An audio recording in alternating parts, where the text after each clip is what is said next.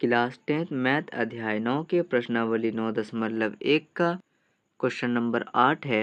एक पेंडस्टल के शिखर का पर एक 1.6 मीटर ऊंची मूर्ति लगी है। भूमि के एक बिंदु से मूर्ति के शिखर का उन्नयन कोण 60 डिग्री है और उसी बिंदु से पेंडस्टल के शिखर का उन्नयन कोण 45 डिग्री है। पेंडस्टल की ऊंचाई ज्ञात कीजिए। इसको फिगर के माध्यम से समझते हैं। जैसे कि ये हमारी आकृति है, इस फिगर में देखिए पेंडस्टल के शिखर पर एक 1.6 मीटर ऊंची मूर्ति लगी है। ये हमारा बी सी एक पेंडस्टल है, यानी एक आधार है जिसपे मूर्ति खड़ी हुई है। 1.6 मीटर की ये ए बी क्या है, मूर्ति है। 1.6 मीटर की मूर्ति भूमि के एक बिंदु से, भूमि का मान के चलिए एक बिंदु डी है। भूमि के एक बिंदु से मूर्ति के शिखर का उन्नयन कोण, मूर्ति के शिखर, ये मूर्ति है हमारी 1.6 मीटर की, इसका शिखर ये है यानी ए, शिखर का उन्नयन कोण 60 है, यानी ये पूरा कितना डिग्री का हो गया, ये पूरा 60 डिग्री का हो गया।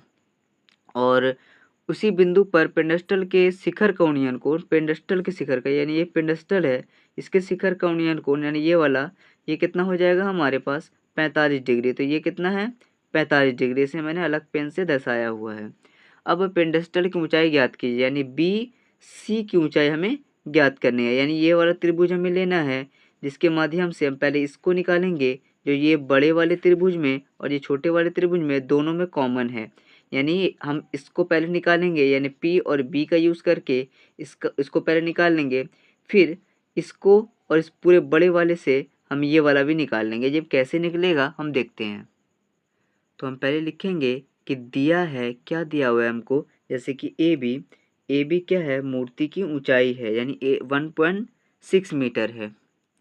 1.6 मीटर लंबा मूर्ति है। ए बी क्या है, 1.6 मीटर लंबा मूर्ति है। बी सी क्या है, बी सी, ए बी तो हमारा हो गया, बी सी क्या है, ये पेंडस्टल है, तो ये क्या है पेंडस्टल। अब हम त्रिभुज लेते हैं बी सी डी। त्रिभुज बी सी डी में हम बी सी और डी सी का काम करेंगे तो पी और बी का यूज होएगा, यानी टेन थीटा। टेन थीटा बराबर होता है पी बाय पी के। अब थीटा कितना है, थीटा हमारा है 45 डिग्री, क्योंकि हम इसमें ले रहे हैं तो ये वाला लिखेंगे, ये है 45 डिग्री। तो थीटा की जगह हम लिखेंगे 45 डिग्री इज इक्वल, वैसे लगाएंगे पी, थीटा के सामने वाला पी होता है, यानी बी सी हमारा पी है, बी क्या हो जाएगा, डी सी हमारा बी हो जाएगा। अब 1045 का वैल्यू होता है 1, बी सी हमें नहीं पता तो बी सी का बी सी उतार देंगे, डी सी भी हमें नहीं पता, डी सी का डी सी उतार देंगे। आपको पता है कि इसके नीचे एक छुपा हुआ है, इसके नीचे एक छुपा हुआ है, बी सी 1 से गुना हो जाएगा बी सी और डी सी 1 से गुना हो जाएगा डी सी बराबर हो जाएगा बी सी के। अब हम नेक्स्ट स्टेप में बढ़ते हैं। अब हम इस त्रिभुज को लेते हैं ए सी और डी में। तो ए सी डी में अब हम देख सकते हैं कि ये 60 डिग्री है और हम इसका और इसका यूज़ करने वाले, यानी पी और बी का यूज़ करने वाले हैं, तो टेन थीटा लगेगा। तो टेन थीटा बराबर होगा पी बाय बी के। अब टेन थीटा जो हम लिखेंगे, थीटा कितना होगा, थीटा होगा हमारा 60 डिग्री, तो थीटा की जगह हम लिखेंगे 60 डिग्री इज इक्वल, वैसे लिखेंगे थीटा के सामने वाला पी होता है, यानी ए से लेके सी तक हमारा पी है, तो हम ए सी पी की जगह पे लिख देंगे और बी हमारा डी सी है, बी हमारा डी सी है। अब आगे सॉल्व करते हैं। अब हम 1060 का वैल्यू रखते हैं। 1060 का वैल्यू होता है √3 इज इक्वल, वैसे लिखते हैं ए सी हमें नहीं पता है, तो अभी देखिए ए सी अगर नहीं पता है तो ए सी पूरा है, तो हम इस ए सी को A B plus B C लिख सकते हैं, यानी ए बी और बी सी दोनों जुट कर। तो हम लिखेंगे ए सी की जगह A B plus B C, D C हमारा वैसे का वैसे ही उतर जाएगा।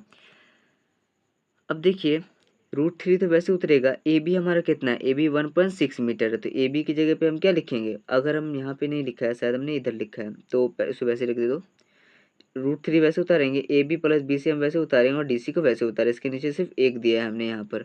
अब क्या करते हैं, बी सी को √3 से गुना करते हैं, ये पूरा नंबर 1 से गुना हो जाएगा, तो बी सी अगर √3 से गुना हो जाएगा तो √3 बी सी हो जाएगा, और A B plus B C ये पूरा 1 से गुना होगा, तो ये पूरा नंबर वैसे ही उतर जाएगा। अब यहाँ पर बी सी है और यहाँ पर भी बी सी है, अब ये वाला प्लस में है, बराबर किस तरफ आएगा, माइनस में हो जाएगा। और ए बी का वैल्यू कितना है 1.6, तो उसके जगह पे हम उसको रख देंगे।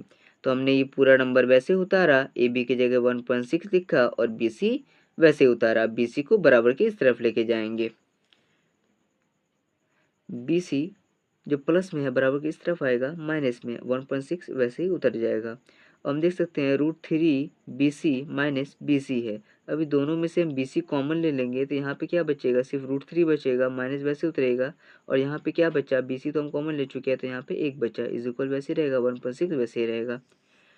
अब देखिए कि BC √3 माइनस 1 इज इक्वल 1.6 है। अब ये इंटू में बराबर किस तरफ आएगा, अगर बराबर की इस तरफ पूरे नंबर को करेंगे तो ये भाग में चला जाएगा। अब ये BC वैसे उतर जाएगा, ये इंटू में ये पूरा नंबर बराबर की इस तरफ आएगा, ये भाग में आ जाएगा।